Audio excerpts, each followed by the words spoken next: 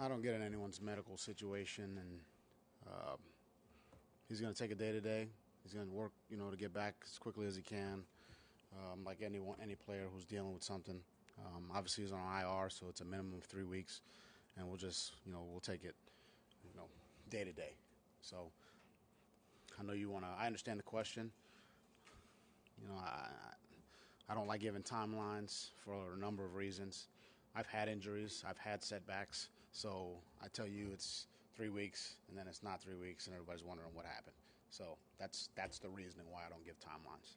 Because I personally had injuries and personally had setbacks. So that's kind of the thought process on that.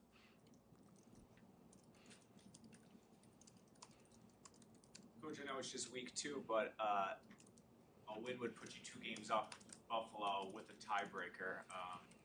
Getting these division wins early in the season, knowing that you're coming back or you're going to visit Buffalo later, how big would that be? I mean, our focus right now is on the preparation. Buffalo's a very good team. Obviously, they were in the AFC Championship a year ago. They got a lot of good players, a lot of good coaches. They'll be ready to go. So we've got to prepare in all 3 phases, situations, and we got to play. We got to have very high execution to have success against this particular team, which is a very good team. You guys played them, it didn't go so well for you. What can you take from that game as you kind of prep for this? Yeah, I mean, it didn't go so well. But last year was last year, just like last week was last week, and we're focused on right now. We're focused on today. We're focused on our preparation. Obviously, we've studied the game. There were a lot of things we didn't do good enough. We're trying to make those corrections and not make those mistakes again. But so they've got some new players. So do we. So it's different. It's we're starting from scratch, from that standpoint. And it's about the preparation this week. The difficulties a quarterback like Josh Allen possesses, where he can use his arm and use his legs. Just how do you contain something like that? Yeah, I mean he's a very talented player, and he's improved incredibly over the course of his career. He's got a lot of confidence. He's got total command of the offense. He has autonomy to make changes at the line of scrimmage. He can throw it. He can run it. They got good backs. They got good receivers. They got good skill all over the field. They got a good team. So it's about communication. It's about everyone handling their assignment, their responsibility, playing team football, tackling well, and having good execution overall as a team. So, and that's a tall task. And this is a good team. So we got to prepare, and that starts with preparation. We can talk about it all we want, but we got to prepare the right way. We got to practice the right way, and just to have an opportunity to have success on the field. Brian, with Buffalo's ability to kind of disguise how they blitz, what kind of onus is on Tua's ability to kind of create outside of the structure and improvise, as a play develops? I mean, they do. You're right. They do a very good job of disguising.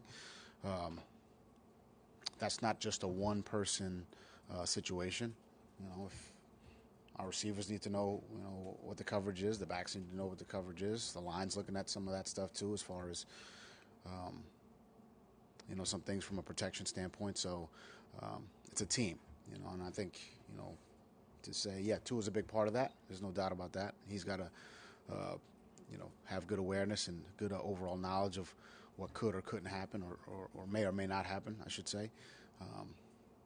But it's everyone's involved in that, and we really need everyone on the same page. Tua can know if somebody else doesn't know, it still doesn't work. So I mean, to put it on one person, I think is unfair. But with that said, as a team, we that's what it's. We're gonna have to all prepare and be on the same page if we want to be able to execute.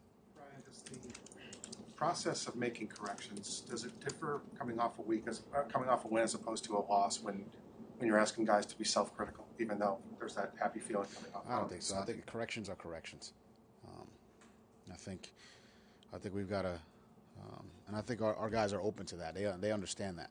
They want to get better. They want to hear the critiques, and they want to play better and help this team win. So we try to make the corrections, but every week's a little bit different. We're going to see some things that are different this week than we saw last week. So some of the corrections that were made, against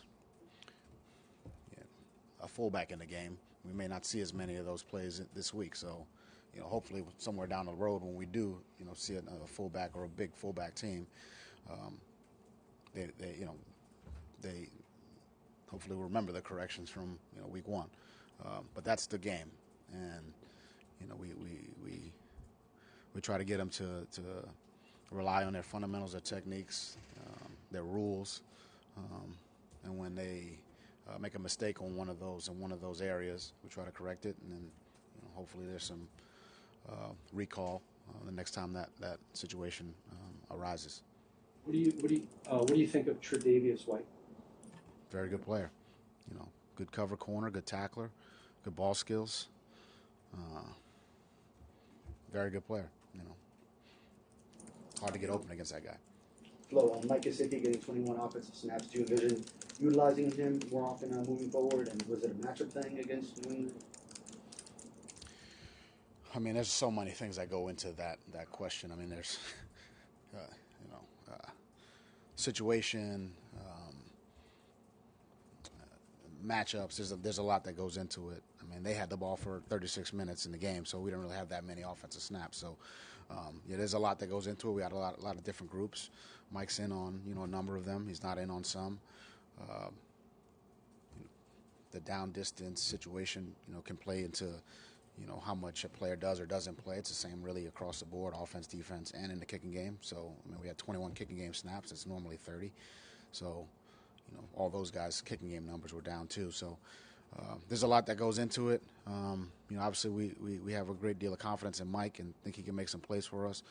And we'll try to put him in positions to do that. But look, every game's a little bit different.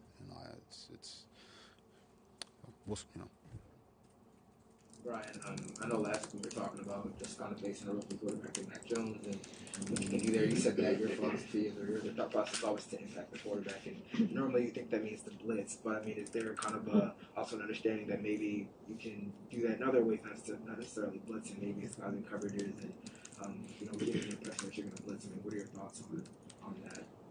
I mean, all that's part of potentially affecting the quarterback, the offense. So you can blitz them, you can not blitz them, you can send 8, you can drop 8, you can do a variety of things, split safety, post safety.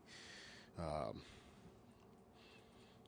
mean, there's fire zone, you can do a lot of things. So, but at the end of the day, you got to do what you think you do well. Somebody asked me to go out there and play man coverage, it's not going to go very well. Just because it might be a good disguise doesn't, it's not going to work out. I'll tell you that right now.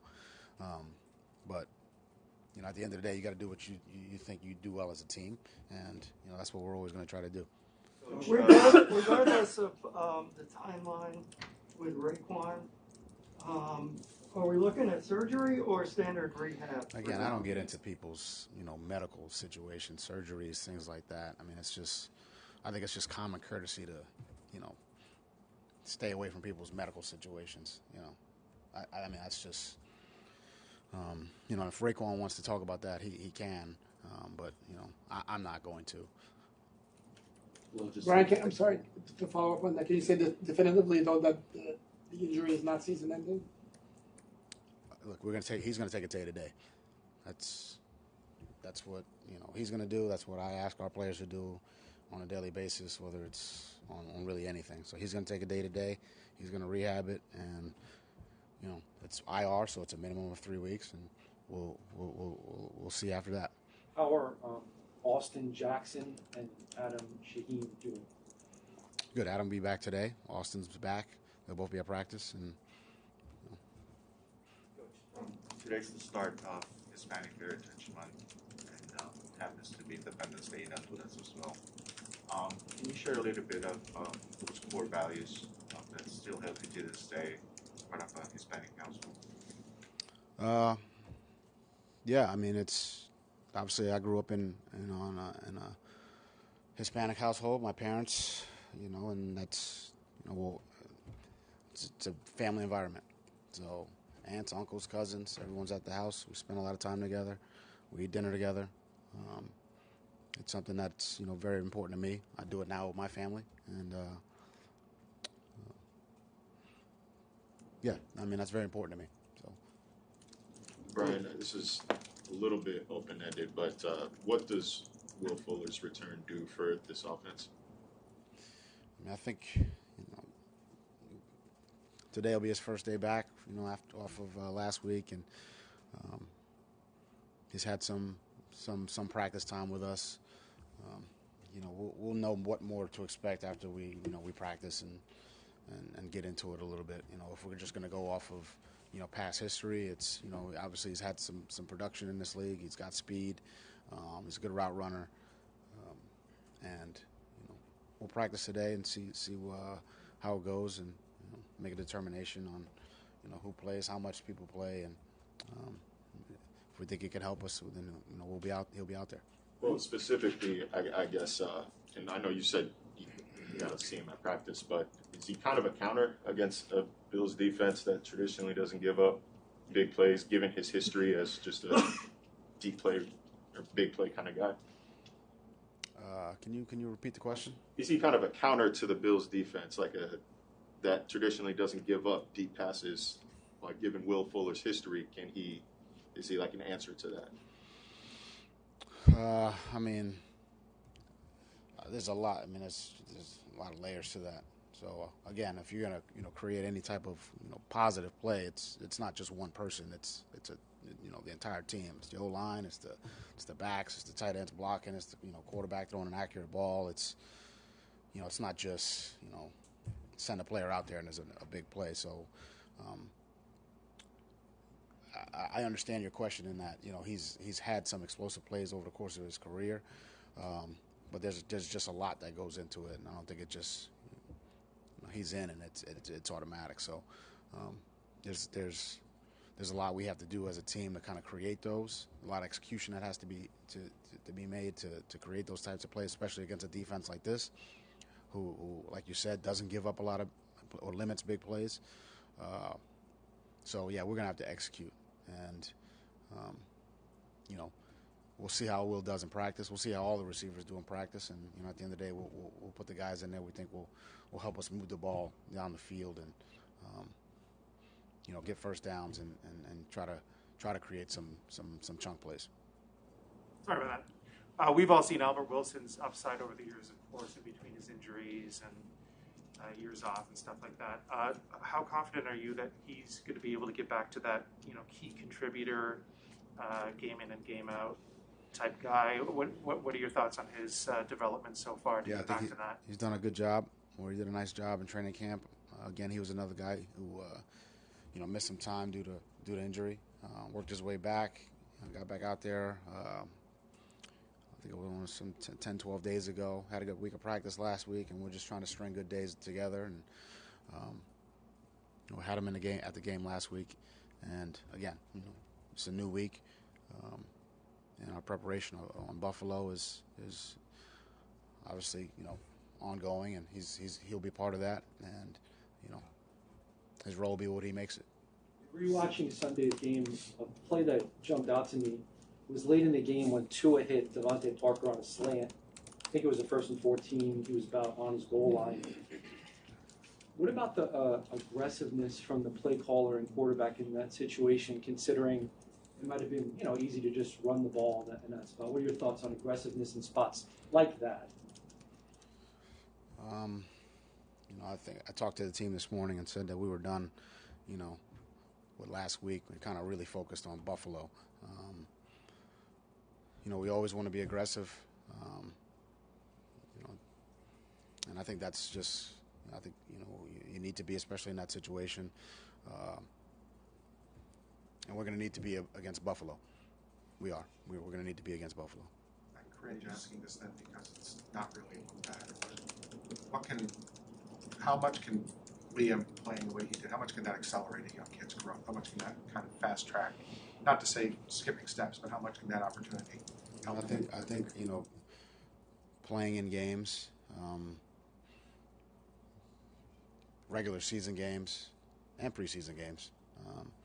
I think that gives you, every play is an experience, and it's good or bad. It's an experience, and it's one that you can learn from. I think he definitely learned about the speed of the NFL game, the power of the NFL game, and I think he probably gained some confidence in some of the things he did in the game, and we want to build on that. We build on that today in practice. There's a lot of things we got to get better at. A lot of situations we got to get better at. Our awareness on some things has to be better. I think he understands that too, and he's working at it. Ryan, it's not every day that you see a first-round draft pick of a year ago inactive for a team. What does Noah have to do to get back in uniform and on the field on Sundays? How close is he to that spot? I mean, I thought he had a good training camp. I think, at the end of the day, you can only bring so many players to the game. Some guys have to be inactive, by league rule. Last week it was him, and, we'll see how it goes in practice. And we have to have inactive players. That's per league rule. So he'll continue to work hard. He's a hard-working kid. It's important to him. But we're going to do what we feel is best for the team. Last question. Tua's development as far as how he goes through his progressions, second, third, fourth read. I think he's a young player who is getting better every time he steps on the field, and that's in a lot of areas. That's calling the play, reading defenses, and his decision making, his progressions. I think it's all getting better, and I think it's getting better.